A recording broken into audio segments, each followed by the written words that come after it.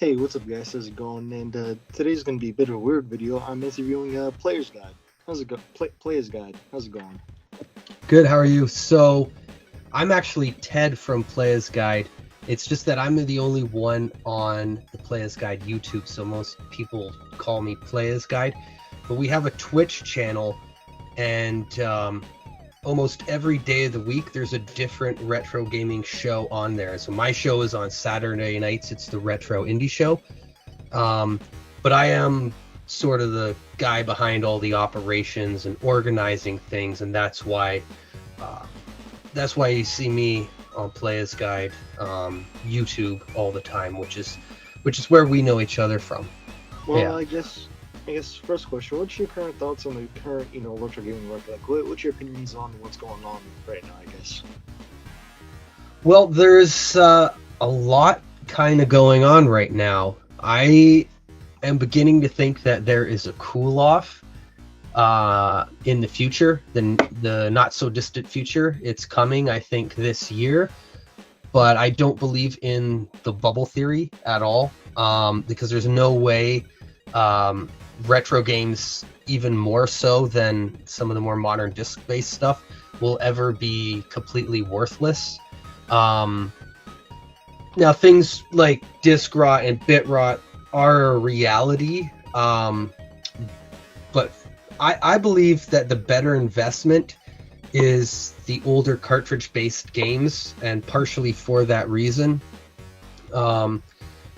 because they are more collectible, their markets are more well established, and they're less likely to experience any type of deterioration of the media that is stored on the physical cartridge.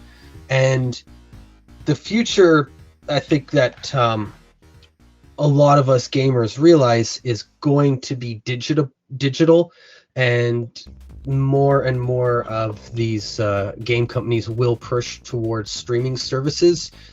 So, I mean, we'll have to see what happens to some of the modern disc-based consoles.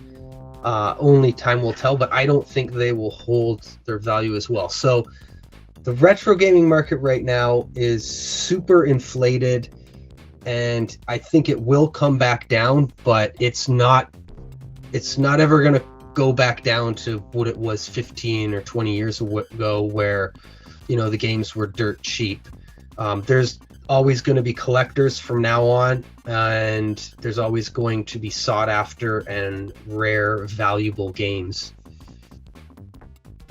And I could absolutely agree with that. Now, when it comes to like the cooldown, I kind of expected that too. One console I've been trying to collect for recently is the GameCube, and I haven't been able to do it basically all year last year. Recently, I was able to pick up some GameCube games, and yeah, I kind of see it cool down as well. Before everything was just super inflated, super high price, but now it's going down little by little. It just seems kind of unrealistic. It just seems unrealistic for it all to just pop, I guess. Yeah, I'd say the GameCube is one of the hottest ones right now. I think PS2 might be the hottest, but GameCube is still really hot to collect for. I think it will be this year.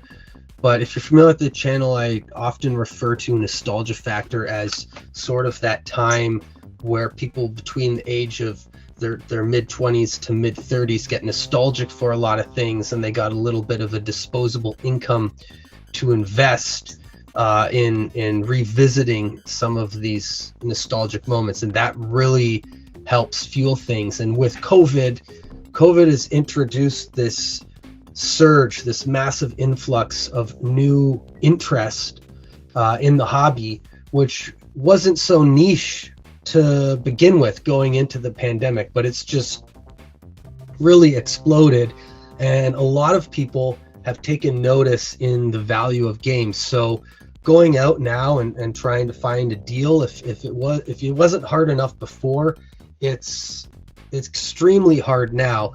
The one thing I will say is that the reason so many people are able to profit and continue to flip as resellers is because there's this mentality that you have to buy these games now because they keep going up and up and up, because if you don't if you pass on it, or if you get a deal and you can't afford it at the time, you gotta try to figure out how to get these games, because they're gonna double in price or whatever over the next year.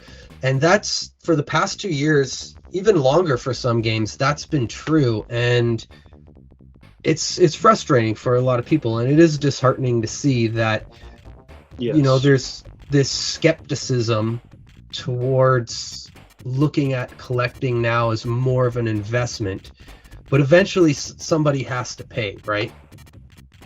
Right, and now that's one thing I heavily dislike about this hobby.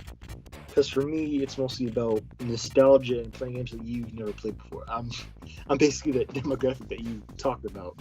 I grew up with the GameCube, OG Xbox, PS2, and I've been collecting for those consoles. And I just don't like that people think of it as a money thing. Oh, flip these games, right? You make the most money. It's not about that for me. Although I will admit, money does have a role to play in it to an extent. People shouldn't think of this as an investment. Let's just say you're an old man, you grew up with the, I don't know, Atari 2600, collect some cards, have some fun. Just don't expect to flip those cards for a huge amount of profit.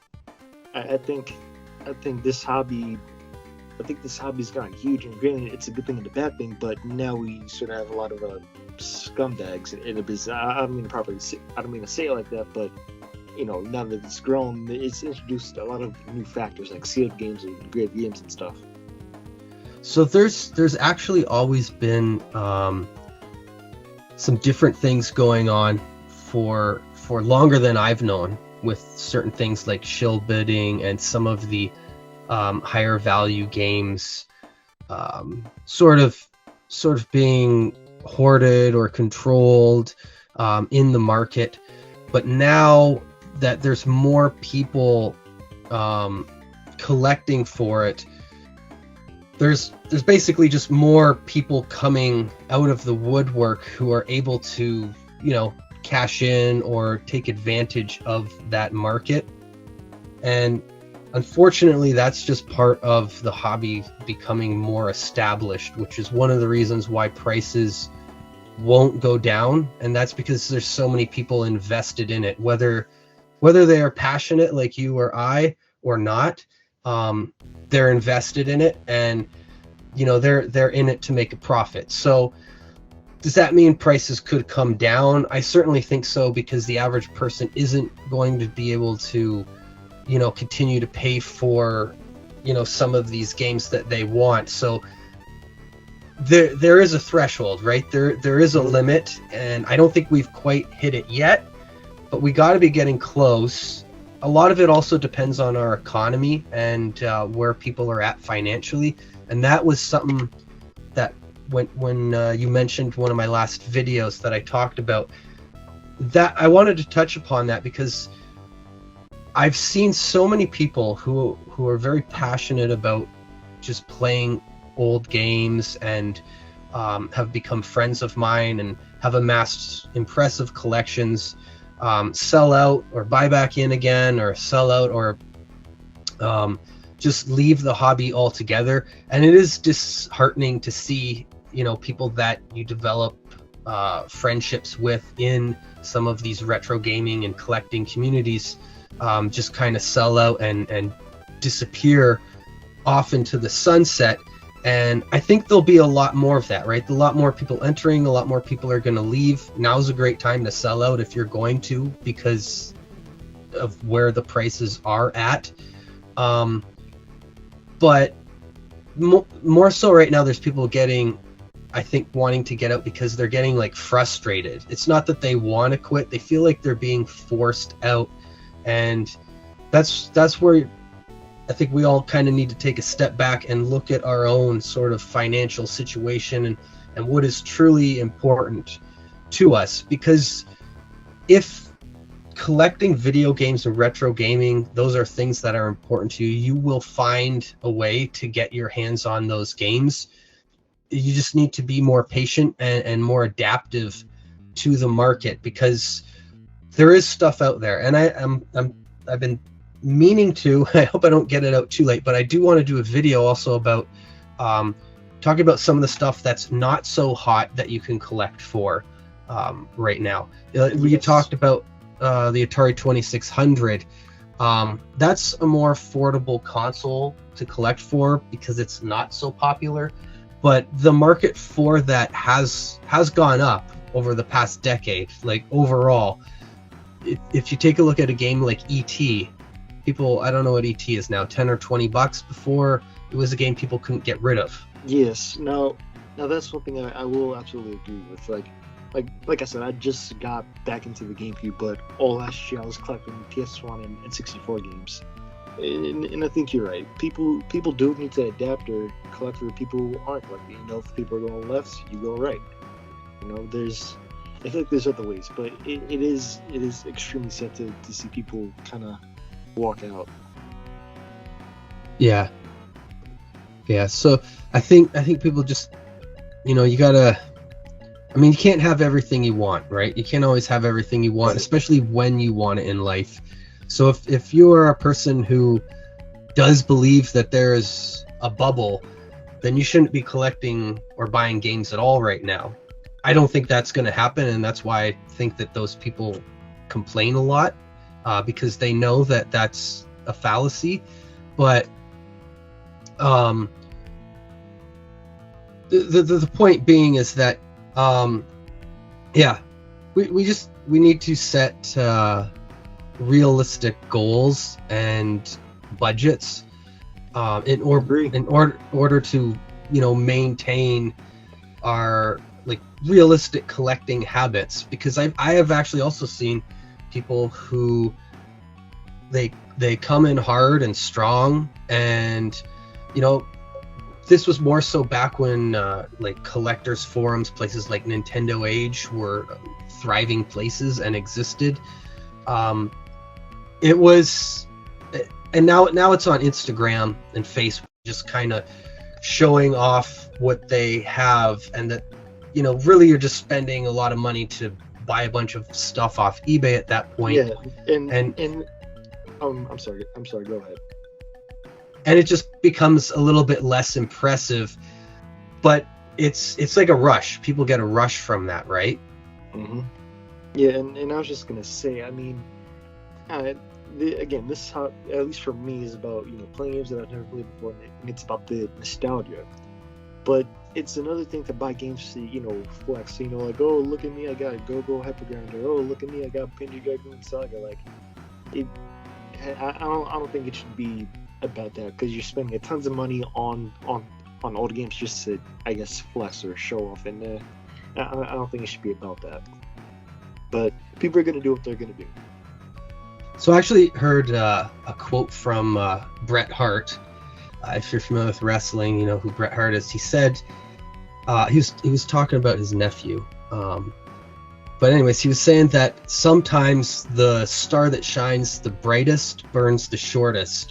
And that, I think, is true with some of these collectors, right? That come in strong, buy a bunch of stuff, mm-hmm. and it affects the market. The more people we have doing this, even more so than resellers, because they're just consuming as much as they can in a short amount of time, and then they get burnt out quick. Because if you know, you're like, I know there was one guy who did an N64 collection in something like 2 or 3 months, and then a year later he was selling it because he didn't really care about it, right? It was just like, hey, look at this, I got all these games. And then you lose interest quick because you move on to something else, and then it's not as fulfilling as, you know, the guy who's been chipping away at a complete NES collection for the past decade or two, and you know, he's still got maybe 50 games left.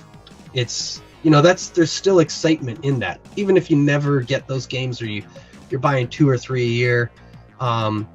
That it's still fun and exciting to some degree, because it's what you do, it's what you're interested in, and it's, you know, more about just enjoying the journey and the games and the hobby than trying to be like a big shot or whatever.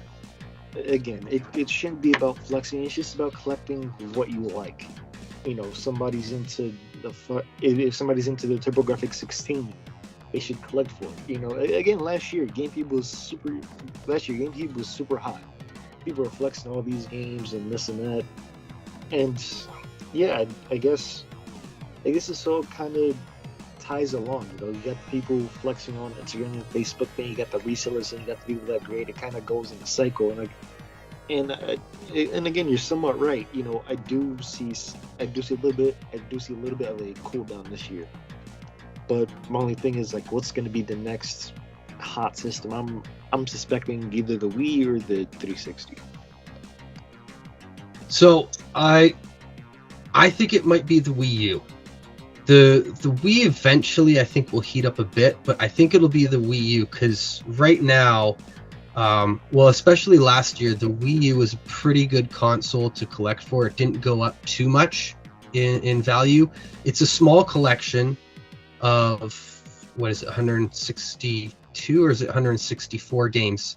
It depends, because I think the Jeopardy game has two like variations. The same might be for Wheel. But my plan is to complete that this year on a budget of $20 a week. And right now, so last year that would have been a great budget, easily attainable, and I still think it can be easily done this year too. But the one thing I'm seeing now is the supply for these games is really starting to dry up, and I'm seeing a lot of kind of the same common games at game stores that only have maybe 20 Wii games. And that seems to be the trend everywhere, that there's just not a lot of them out there. So because it's a small set, because the majority of the games on that console, there's not too much shovelware, I would say it's like the most, in terms of the percentage of playable games, it's very high. So it's playable, it's easily collectible, it's Nintendo. Nintendo doesn't depreciate too much in value, so it's a pretty good investment. I think that we're going to see Wii U pick up this year. But yeah, like I said, that's what I'm working for right now. And the only issue with the $20 a week thing is that I am kind of seeing some deals here and there for games that I haven't seen for a while, and I don't think I will see again for a while. So it's difficult to sort of not want to break that budget to try to snag one of those games now, because of the speculation that, I'm susceptible to, of the game, will probably go up as more people start collecting for this console and finding out how hard it is really to find. But I think Wii U is one, and the PS3's already kind of started getting up there, but people are starting early, right? They're trying to get ahead of this curve, ahead of the nostalgia factor, so that they have the rare games or the games that are more desirable.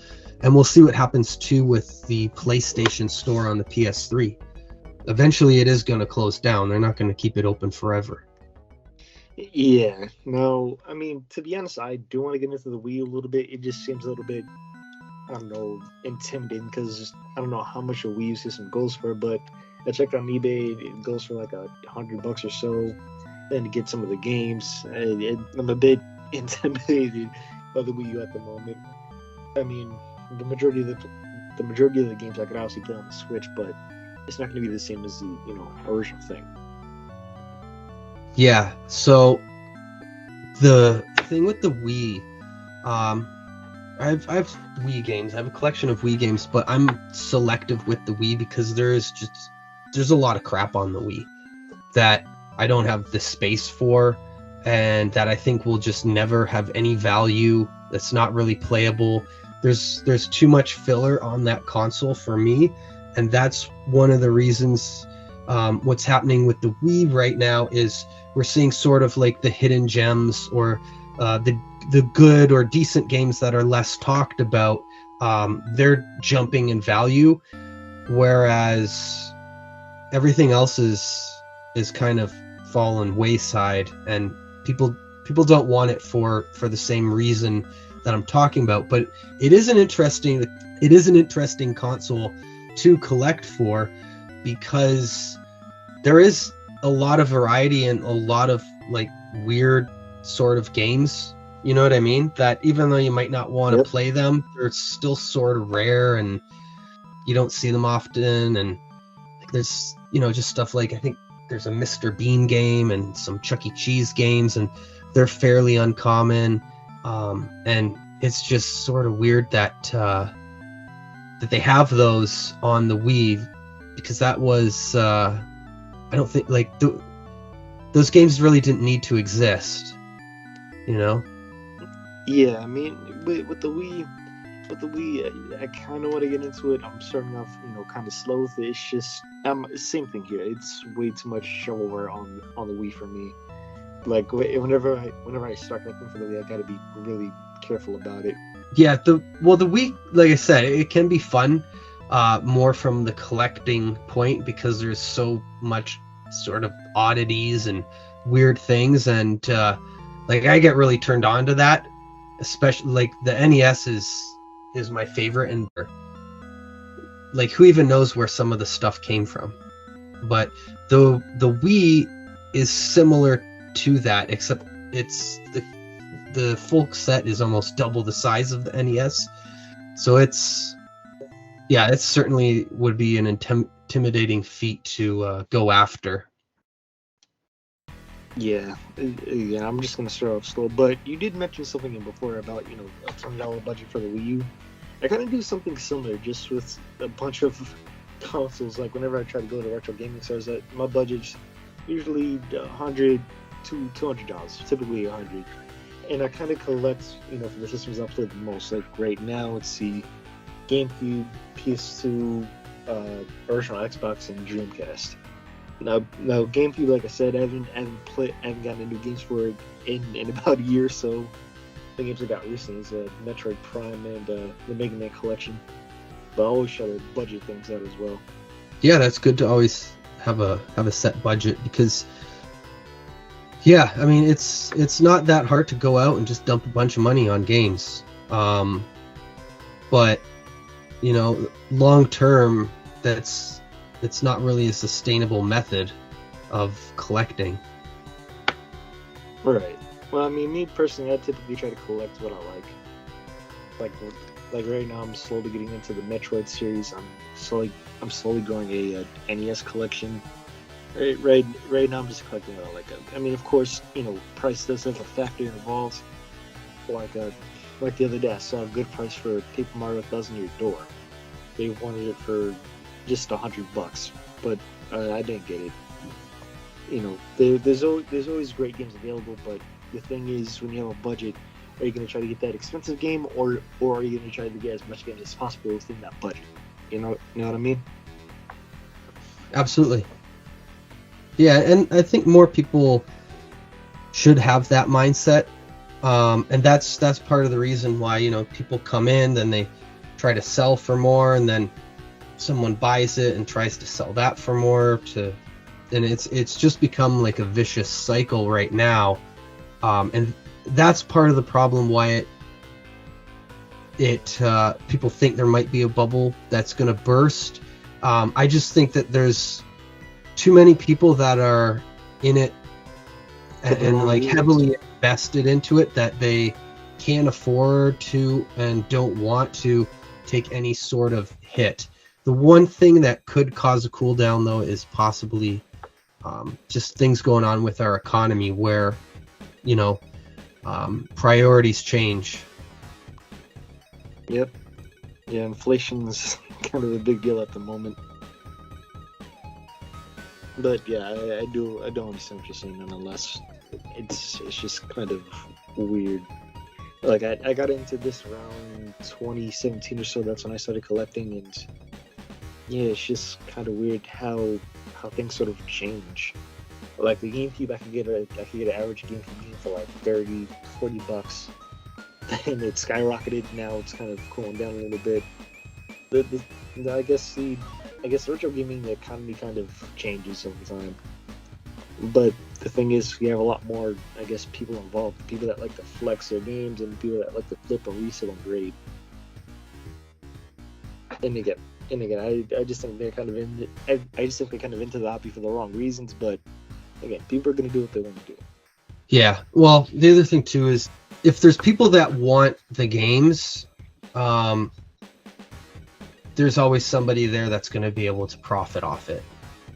And the day's not going to come where people don't want the games. We like the collecting thing really is sort of like the physical games now are really just like a collector's thing, and the fact that people are buying the physical games means there's a lot of collectors, because if you just want to play the games, there's a lot of different ways that you can go about playing like pretty much anything, right? There's like the Mister, there's flash carts. The emulation has gotten better. I don't care for it, but it's a cheap option if you just want to play the games. I mean, I do believe emulation has its place. It's just you're not going to get the same experience as playing it on the real system. But of course, with the prices going up, emulation does have a proper role to play. And of course, you got flash cards and stuff like that. But I feel like those things have their places. And yeah, I guess you're kind of right. Like physical games, it's becoming a collector's market. It's sort of the same thing that happened to baseball cards and coin collecting. They're grading comic books, grading coins. It's sort of similar to that, and it's just now in the retro gaming community because it's got so popular over the years. Absolutely. Yeah, well, I just want to thank you for being on here, and just thanks for having a conversation about the retro gaming community. Hey, thanks so much. I appreciate the opportunity to come on your show and have a great conversation. Yeah, it's no problem. And if you want to subscribe, do whatever you want to do. No rush. Yeah, hope you have a great day. See you guys later.